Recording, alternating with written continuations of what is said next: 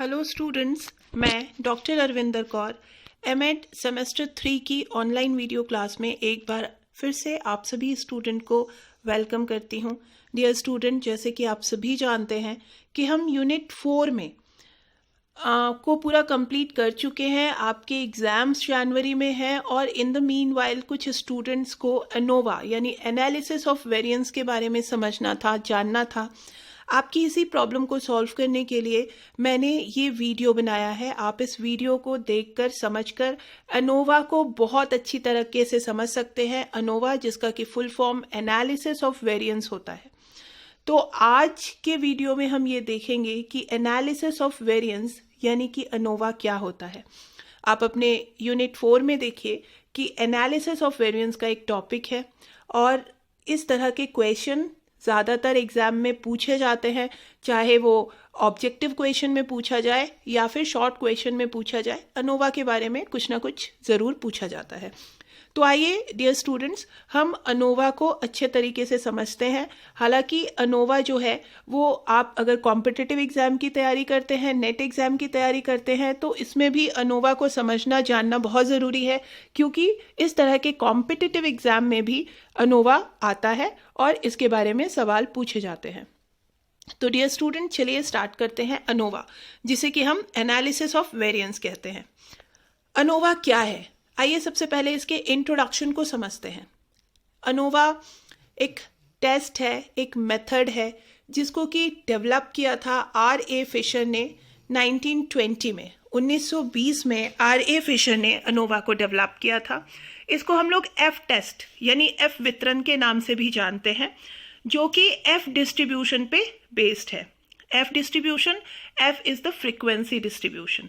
तो ये frequency distribution पे बेस्ड है। इट कंपेयर्स द मीन्स, जो मध्यमान होते हैं, जो मीन्स होते हैं, between the groups and determine whether any of those means are statistically significantly different from each other. तो इसमें यह देखा जाता है कि जो भी हमारे ग्रुप्स हैं, मतलब जो हम रिसर्च करते हैं उसमें हमारे जितने भी ग्रुप्स हैं, वो ग्रुप्स आपस में स्टैटिस्टिकली सिग्निफिकेंटली एक दूसरे से डिफरेंट है या नहीं। मतलब ये कि जब भी आपको स्टडी करते हैं, वो स्टडी में अगर आपके 2 से ज़्यादा ग्रुप हैं, तो वो जो 2 से ज़्यादा ग्रुप हैं वो आपस में डिफरेंट है या नहीं है, या उनका आपस में क्या रिलेशन है, इसको पता लगाने के लिए हम एनोवा मेथड को यूज़ करते हैं। It determines weather all the groups are taken from common population or not। तो एनोवा जो टेस्ट है, एनोवा जो मेथड है, वो ये भी डिटरमाइन करता है कि हम जो भी ग्रुप के बीच के मध्यमानों को जांच रहे हैं, या जो भी ग्रुप के बीच के वेरिएंस को पता लगाने की कोशिश कर रहे हैं, वो ग्रुप एक ही पॉपुलेशन से लिया गया है या वो अलग अलग पॉपुलेशन से लिया गया है। क्योंकि जब भी हम किसी ग्रुप के एलिमेंट के कैरेक्टरिस्टिक्स को जानने की कोशिश करेंगे और वो एक ही पॉपुलेशन से लिया गया होगा, तो वो सिग्निफिकेंटली डिफरेंट नहीं होगा। लेकिन अगर वो अलग अलग पॉपुलेशन से लिया गया होगा तो उसमें सिग्निफिकेंटली डिफरेंस आ सकता है। कई बार ये भी पॉसिबल है कि सेम पॉपुलेशन से भी जो हमारे अलग अलग ग्रुप हैं उसमें कोई सिग्निफिकेंट डिफरेंट है या नहीं, ये भी हम पता लगा सकते हैं। तो आइए सबसे पहले हम देखते हैं कि एनोवा का फुल फॉर्म क्या है। ठीक है, तो एनोवा के फुल फॉर्म को आप इस तरीके से देख सकते हैं, द एनालिसिस ऑफ वेरिएंस। ये देखिए, ये जो AN है, एनालिसिस से AN लिया, ऑफ का O है एंड वेरिएंस का VA, और ये जो 5 लेटर हैं, ये 5 लेटर से हमारा ये शब्द बना एनोवा। ठीक है, ये एनोवा एक शब्द बना जिसका कि फुल फॉर्म होता है the analysis of variance is used to determine whether there is any statistical significant difference between the means of 3 or more independent unrelated groups। जब हमारे पास हमारी स्टडी में बहुत सारे ग्रुप्स होते हैं तो उनके बीच में कोई statistical significant difference क्या है, उनके मीन्स के बीच में क्या डिफरेंस है, इसी को देखा जाता है और निकाला जाता है एनोवा मेथड से या एनोवा टेस्ट से। चलिए अब हम इसको आगे जानते हैं कि अनोवा क्या होता है। अनोवा जो होता है, अनोवा, इसको ध्यान से देखिएगा, ANOVA is a ratio between, ये रेशियो है between the mean sum of square between and the mean sum of square within. जो मीन होता है सम ऑफ स्क्वायर के बीच का और जो मीन है सम ऑफ स्क्वायर के अंदर का, उनके बीच के वेरिएंस को जांचता है। देखिए, अगर आप थोड़ा सा ध्यान से समझेंगे तो आपको इजीली समझ में आ जाएगा कि अनोवा क्या है। अनोवा वो मेथड है जो कि आपके हर एक एलिमेंट के बीच में कितनी वेरिएंस है, कितना वैरी कर रहा है वो, उसके बीच में, मतलब A to B and B to C के बीच में क्या वेरिएंस है, इसको निकालता है अनोवा। तो अनोवा में क्या होता है कि अनोवा को हम इस प्रकार से समझते हैं, F is equal to MSSB। ये जो SSB है ये है बिटवीन वेरिएंस, और ये जो MSSW है ये है विद इन वेरिएंस। मतलब बीच के वेरिएंस और अंदर के वेरिएंस, मतलब अंदर में जो वेरिएंस है उसमें क्या फर्क आ रहा है, कितना वेरी कर रहा है, और बिटवीन, मतलब दो ग्रुप, अगर 4 ग्रुप है हमारे पास A B C D, तो A और B के बीच में क्या वेरिएंस हो रहा है, B और C के बीच में क्या वेरिएंस हो रहा है, C और D के बीच में क्या वेरिएंस हो रहा है, A और D के बीच में कितना वेरिएंस है। तो ये सारा वेरिएंस जो है ये अनोवा मेथड से हम निकालते हैं। आइए इसको और थोड़ा सा डिटेल समझे। The variation among the observation of each specific group is called its internal variation.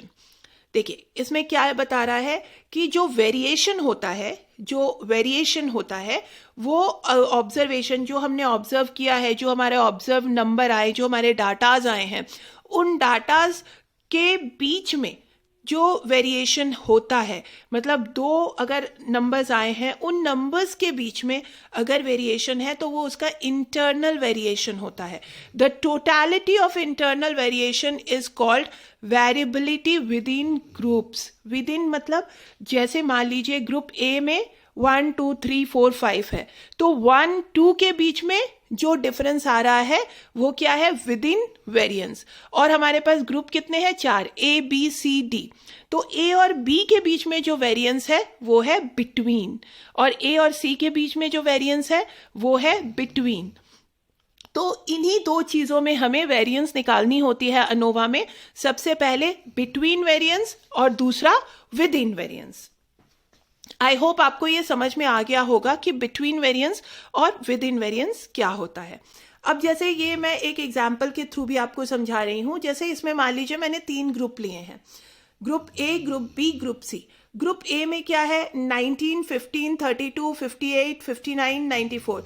तो विद इन वेरिएंस क्या है, 19 और 25 के बीच का जो वेरिएंस है वो विद इन वेरिएंस है। 25 और 32 के बीच का जो वेरिएंस है वो विद इन वेरिएंस है।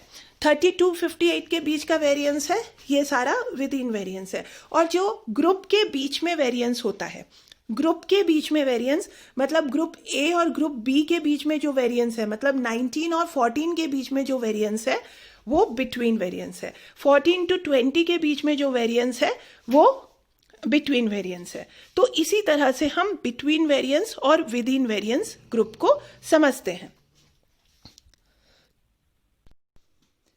आइए अब हम इसको आगे देखते हैं। ANOVA it test the null hypothesis. ANOVA जो होता है वो नल हाइपोथेसिस को टेस्ट करने के लिए इस्तेमाल किया जाता है, जब हमें ये देखना होता है कि दो या दो से अधिक ग्रुप्स के बीच में कोई सिग्निफिकेंट डिफरेंस है या नहीं। तो नल हाइपोथेसिस क्या होता है, there is no significant difference between the means of all group. जितने भी ग्रुप हैं हमारे स्टडी में, उनके बीच में या उनकी मीन्स के बीच में कोई भी सिग्निफिकेंट डिफरेंस नहीं है। जब ऐसा होता है तो उसे हम नल हाइपोथेसिस कहते हैं। और अल्टरनेटिव हाइपोथेसिस किसे कहते हैं? अल्टरनेटिव हाइपोथेसिस का मतलब होता है कि देयर आर एटलीस्ट 2 group या at least 2 group means that are statistically significantly different from each other। इसमें क्या होता है कि कोई एक ऐसा ग्रुप है या उसमें से कोई एक ऐसी चीज़ है जो कि सिग्निफिकेंटली डिफरेंट है बाकी चीज़ों से, तो इन चीज़ों को देखने के लिए ही अनोवा टेस्ट किया जाता है। मतलब ये कि अगर हमारे पास 4 ग्रुप हैं ABCD, अगर हमारे पास 4 ग्रुप हैं तो A अगर B के इक्वल है, B अगर C के इक्वल है, C और D इक्वल है, तो हो सकता है A और D इक्वल ना हो। तो कहने का मतलब ये है कि अगर हमारे पास 4 ग्रुप है ABCD, उसमें से कोई एक ऐसा ग्रुप है जो कि इन ग्रुप के बीच, इन ग्रुप से अलग है या इनसे मैच नहीं कर रहा है, या उसका जो मीन है वो उससे सिग्निफिकेंटली डिफरेंट है। तो यही अनोवा होता है।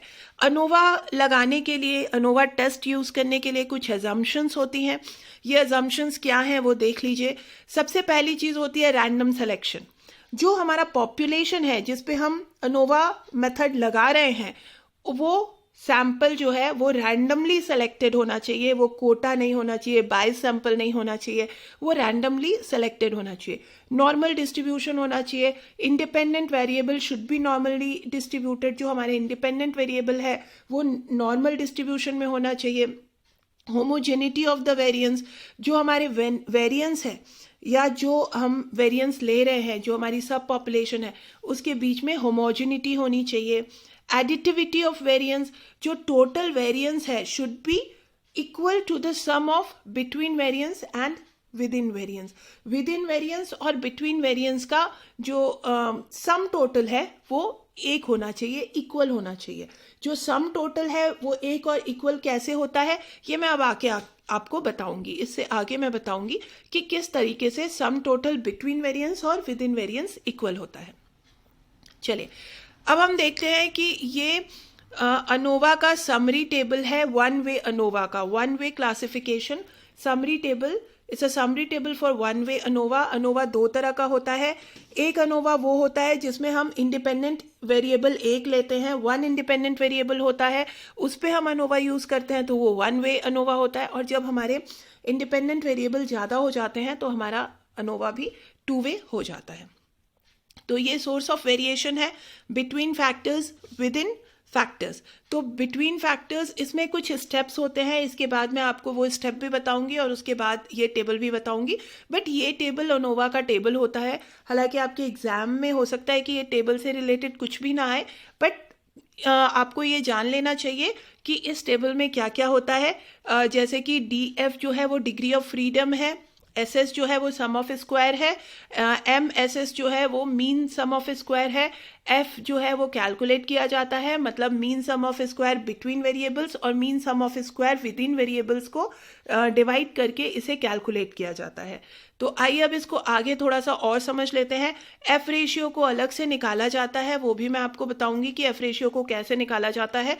तो अब मैं आपको ये बताती हूँ कि वन वे अनोवा का हम इस्तेमाल कैसे करेंगे। थोड़ा सा हमें ये पता होना चाहिए कि वन वे अनोवा को किस प्रकार से हम यूज़ करेंगे और हम अपने डाटाज में उसको किस तरीके से देखेंगे। तो इसके लिए एक एक्सपेरिमेंट कंडक्ट करते हैं। एक एग्जाम्पल लेती हूँ मैं, उस एग्जाम्पल से मैं आपको समझाऊंगी कि हम अनोवा का इस्तेमाल अपनी स्टडी में कैसे करेंगे। जैसे सपोज कीजिए an experiment is conducted to study the effectiveness of 3 method lecture. हम एक एक्सपेरिमेंट कर रहे हैं, इसमें हम ये देख रहे हैं कि हम 3 मेथड से स्टूडेंट को पढ़ा रहे हैं, 3 मेथड से, ठीक है। पहला मेथड है लेक्चर मेथड, दूसरा मेथड है क्वेश्चन आंसर मेथड, तीसरा मेथड है लाइब्रेरी मेथड। हमने ये 3 मेथड लिए क्योंकि अनोवा में हमें 2 से ज़्यादा ग्रुप चाहिए, 2 से ज़्यादा ग्रुप होने चाहिए। 2 से ज़्यादा कितने भी ग्रुप हो सकते हैं, तो हम 3 ग्रुप लेकर के इसको समझने की कोशिश करते हैं कि हम 3 मेथड से स्टूडेंट को पढ़ाते हैं और हम ये देखना चाहते हैं कि इन तीनों मेथड में से कौन सा मेथड ज़्यादा इफेक्टिव है। तो इसको हमें जानना है। In each group 4 student assigned randomly, ये हम छोटा सा ही ले रहे हैं, 4 स्टूडेंट को हम रैंडमली सेलेक्ट कर रहे हैं। तो obtained score are given in the following table, इस टेबल में हमने वो स्कोर लिख दिया। Is there significant difference among 3 method of teaching. अब हमें अनोवा मेथड यूज करके ये देखना है कि इन तीनों जो टीचिंग मेथड है, इन तीनों के बीच में क्या फर्क है या तीनों ही मेथड एक जैसे हैं, किसी भी मेथड से पढ़ाएं, टीचिंग इफेक्टिव होगी। ठीक है, अब हमें ये देखना है। तो इसको देखने के लिए हम सबसे पहले क्या करेंगे, देखिए सबसे पहले मैं आपको बताती हूँ कि इस मेथड को पूरा करने के लिए हमें एक ये बनाना पड़ेगा, हाइपोथेसिस बनाना पड़ेगा। और उस हाइपोथेसिस में हम ये मान के चलेंगे कि there is no significant difference between the lecture method, question answer method and library method. तो हमने ये नल हाइपोथेसिस क्रिएट किया कि इन तीनों मेथड में कोई सिग्निफिकेंट डिफरेंस नहीं है। अब इसको आगे हम देखते हैं। इसके जो स्टेप्स हैं, ये स्टेप्स आप अपने पास नोट कर सकते हैं। ये आपको बहुत काम आएंगे जब भी आप किसी जगह पे, किसी स्टडी पे अनोवा मेथड अप्लाई करेंगे, तो ये मेथड आपके काम आएंगे। सबसे पहले हमें इसमें करेक्शन फैक्टर निकालना होता है। ये गलती से कोरिलेशन लिखा गया है, बट करेक्शन फैक्टर निकालना है। तो आप संशोधन पद यानी कि करेक्शन फैक्टर निकालेंगे, जिसे हम सी से डिनोट करेंगे। दूसरी चीज हमें जो निकालनी होती है वो है टोटल सम ऑफ स्क्वायर, मतलब जो सम ऑफ स्क्वायर का टोटल निकालना होता है। बिटवीन सम ऑफ स्क्वायर निकालना पड़ता है, within sum of square निकालना पड़ता है, एनालिसिस ऑफ वेरिएंस का टेबल बनाना पड़ता है, डिग्री ऑफ फ्रीडम निकालना पड़ता है, वेरिएंस को एस्टिमेट करना पड़ता है, जो वेरिएंस आता है हमारा उसे एस्टिमेट करना है, और मीन सम ऑफ स्क्वायर उसमें निकालना है, एफ रेशियो निकालना है और इंटरप्रिटेशन करनी है। तो ये 9 स्टेप हैं जिनको कि यूज करके आप अनोवा मेथड लगा सकते हैं। मतलब अनोवा मेथड लगाने के ये 9 स्टेप हैं। तो सबसे पहले मैं आपको करेक्शन फैक्टर बताती हूँ कि करेक्शन फैक्टर क्या होता है। ये करेक्शन फैक्टर का फॉर्मूला है summation of x square by n and equal to t square by n. T हो गया टोटल। टोटल क्या, जैसे हम इसका टोटल निकालेंगे, हमने इसका टोटल निकाला, ठीक है। अब इसका जो हम टोटल निकालेंगे उसका स्क्वायर डिवाइडेड बाय एन। जो टोटल नंबर्स है, एन नंबर्स है, उसको हम एन से डिनोट करेंगे। उसके बाद दूसरा चीज हम निकालेंगे वो है total sum of square. Total sum of square कैसे निकालेंगे, summation of x I minus correction factor. अब इसको मैं और डिटेल में आपको बताती हूँ कि टोटल सम ऑफ स्क्वायर कैसे निकलेगा। ये है टोटल सम ऑफ स्क्वायर। हमने टोटल सम ऑफ स्क्वायर निकाला। टोटल सम ऑफ स्क्वायर मतलब x1 को लिखा, देखिए आप टेबल से मिला करके देखिएगा, x1 को लिखा, उसके बाद हमने क्या किया, x2 को भी लिखा, x3 को भी लिखा और x3 का टोटल सम ऑफ स्क्वायर निकाल लिया। आप इसमें देखिए, इसमें हमने 1 बाय 1 सबका टोटल सम ऑफ स्क्वायर निकाल लिया। और जब हमने टोटल सम ऑफ स्क्वायर निकाला तो हमारा टोटल सम ऑफ स्क्वायर कितना आया, हमारा टोटल सम ऑफ स्क्वायर आया 272।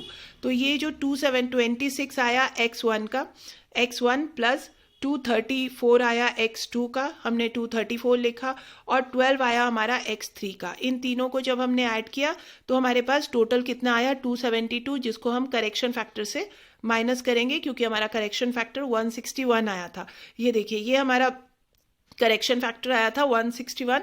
तो करेक्शन फैक्टर को हम इसमें से माइनस कर देंगे तो हमारा टोटल आ जाएगा 110.67।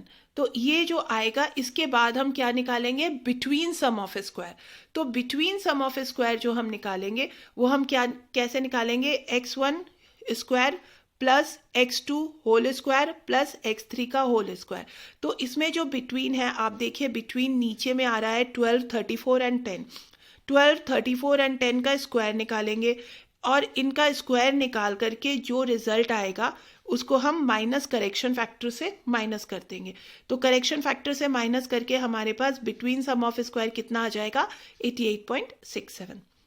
हमारे पास बिटवीन सम ऑफ स्क्वायर आ गया है, total sum of square total sum of square आ गया, बिटवीन सम ऑफ स्क्वायर आ गया। अब within sum of square को हम टोटल को अगर total plus is equal to क्या होता है, with in plus with in, ये जो टोटल है, टोटल हमारे पास आ गया, बिटवीन आ गया। अब विद इन निकालने के लिए हम टोटल को बिटवीन से माइनस कर देंगे और माइनस करके हमारे पास 22 आ जाएगा। तो within sum of square हमारे पास आ जाएगा, जिसको कि हम एनालिसिस ऑफ वेरिएशन टेबल में पुट ऑन कर देंगे। ये हमारा एनालिसिस ऑफ वेरिएशन टेबल है, इसमें हम सारे वैल्यूज को पुट कर देंगे। सबसे पहला वैल्यूज जो सम ऑफ स्क्वायर है, between sum of square and within sum of square की वैल्यू को इसमें पुट कर देंगे। और उसके बाद हम निकालेंगे degree of freedom. Degree of freedom हम कैसे निकालेंगे? डिग्री ऑफ फ्रीडम निकाली जाती है, हम इसमें से -1 कर देंगे। जो इसकी वैल्यू है, के की वैल्यू है, के का मतलब होता है टोटल नंबर ऑफ ग्रुप्स, तो जो नंबर ऑफ ग्रुप्स हैं उसको हम माइनस कर देंगे 1 से, और जैसे ही हम 1 से माइनस कर देंगे तो हमारे पास डिग्री ऑफ फ्रीडम की वैल्यू आ जाएगी। और इस डिग्री ऑफ फ्रीडम की वैल्यू से ही हम मीन ऑफ सम स्क्वायर निकालेंगे और उसके बाद एफ उससे कैलकुलेट करेंगे। आइए इसको भी मैं एक्सप्लेन कर देती हूँ कि मीन सम ऑफ स्क्वायर कैसे निकालेंगे। देखिए, डिग्री ऑफ फ्रीडम जैसे मैंने आपको ये बताया था कि हम k-1 एंड विद इन वाला जो होगा वो के, उसका जो टोटल होगा उससे माइनस कर देंगे, और माइनस करके ये हमारी डिग्री ऑफ फ्रीडम आ जाएगी। और जैसे ही हमारी डिग्री ऑफ फ्रीडम आ जाएगी, ये हमारी डिग्री ऑफ फ्रीडम आ गई। अब हम सम स्क्वायर निकालेंगे। सम स्क्वायर हम ऑलरेडी पहले निकाल चुके हैं। आपने देखा है कि सम स्क्वायर बिटवीन SSB और SSW हम निकाल चुके हैं। तो जो हम बिटवीन सम स्क्वायर निकाला है वो उसका वैल्यू पुट ऑन करेंगे और विद इन की वैल्यू पुट ऑन करेंगे। जैसे ही हम ये वैल्यू पुट ऑन करेंगे तो हम मीन सम ऑफ स्क्वायर निकाल पाएंगे, और मीन सम ऑफ स्क्वायर जैसे ही हम निकाल लेंगे, ये हमारा मीन सम ऑफ स्क्वायर निकल गया। हमने कैसे किया? हमने इसकी वैल्यू को डिवाइड बाई 2 किया, इन दोनों को डिवाइड किया, तो हमारे पास मीन सम ऑफ स्क्वायर निकल गया। अब मीन सम ऑफ स्क्वायर निकलने के बाद हम एफ को कैलकुलेट करेंगे, और जैसे ही हम एफ को कैलकुलेट करेंगे हमारी एफ वैल्यू आ जाएगी। उसके बाद हम इंटरप्रेट करेंगे, एफ रेशियो को इंटरप्रेट करेंगे। एफ रेशियो आप टेबल से भी ले सकते हैं। एक चीज़ आप हमेशा याद रखेंगे डियर स्टूडेंट, अगर हमारी एफ टेबल की वैल्यू जो है, हमारी जो ऑब्टेन्ड एफ वैल्यू है उससे ऑब्टेन्ड वैल्यू हमारी ग्रेटर होती है, तो हमें अपने नल हाइपोथेसिस को रिजेक्ट करना होता है। और अगर हमारी ऑब्टेन्ड वैल्यू ग्रेटर नहीं होती है तो हमारा नल हाइपोथेसिस एक्सेप्ट हो जाता है। ये हम हमेशा ही याद रखेंगे कि जब भी हमारी जो कैलकुलेटेड वैल्यू है, कैलकुलेटेड वैल्यू अगर हमारी एफ वैल्यू से ज़्यादा होगी तो हमारा हाइपोथेसिस रिजेक्ट हो जाएगा। तो the obtained F value is greater than the table value. जो हमारी टेबल वैल्यू है, हमारी टेबल वैल्यू क्या है? 0.01। ये टेबल से आप देख सकते हैं, या फिर कई बार अगर क्वेश्चन आते हैं तो उसमें एफ वैल्यू गिवन होती है। तो एफ वैल्यू जो है वो 0.01 है, और हमारी जो obtained F value is greater than the table value. हमारी ऑब्टेन्ड वैल्यू जो है वो ज़्यादा आई है, वो 0.05 आई है। तो अब जब आपकी ये वैल्यू ज़्यादा आई है तो हमारा जो नल हाइपोथेसिस है वो रिजेक्ट हो जाएगा। तो हम इसकी इंटरप्रिटेशन में ये कह सकते हैं, hence it can be interpreted that there is a higher significant difference among these 3 methods. मैंने यहाँ पे आपको ये बताया कि जो एफ वैल्यू है वो यहाँ पे 18.16 आई है। तो चूंकि हमारी जो एफ वैल्यू है वो 18 आई है और हमारी जो टेबल वैल्यू है वो टेबल वैल्यू बहुत ही कम है, तो कहने का मतलब ये है, हम ये कह सकते हैं कि हमारी जो वैल्यू आई है वो उससे बहुत ही ज़्यादा डिफरेंट आई है। तो हम ये कह सकते हैं कि हमारी जो नल हाइपोथेसिस है वो रिजेक्टेड है, अल्टरनेटिव हाइपोथेसिस ही एक्सेप्टेड है। क्यों? क्योंकि इन तीनों मेथड्स के बीच में there is a higher significant difference among these 3 methods. तो डियर स्टूडेंट, ये है अनोवा टेस्ट। आज के वीडियो में सिर्फ इतना ही। आज के वीडियो में आप अनोवा को समझिए। अनोवा से रिलेटेड अलग से हिंदी और इंग्लिश में मैं आपको नोट्स प्रोवाइड कर रही हूँ, और इस वीडियो को समझने में आपको जो भी परेशानी हो रही है आप मुझसे कांटेक्ट करके समझ सकते हैं, पूछ सकते हैं। बट डियर स्टूडेंट, आपको एग्ज़ाम में कैलकुलेशन करने के लिए नहीं आएगा, आपको अनोवा के बारे में पूछा जाएगा। तो मुझे लगता है कि इस वीडियो में आप अनोवा को समझ चुके हो कि अनोवा क्या होता है, कब यूज़ किया जाता है और किस प्रकार यूज़ किया जाता है। अनोवा जो है बेसिकली एलिमेंट्स के बीच के वेरिएंस को देखने के लिए यूज़ किया जाता है, और इन्हीं चीज़ों को आपको समझना ज़्यादा ज़रूरी है। एग्ज़ाम के बाद मैं आपको स्टैटिस्टिकल जितने भी टेस्ट हैं, जितने भी मेथड्स हैं, उसके बारे में बहुत ही डिटेल में पढ़ाऊँगी। अभी एग्ज़ाम के लिए आप अनोवा को इतना ही समझ लें तो काफ़ी है। So thank you so much.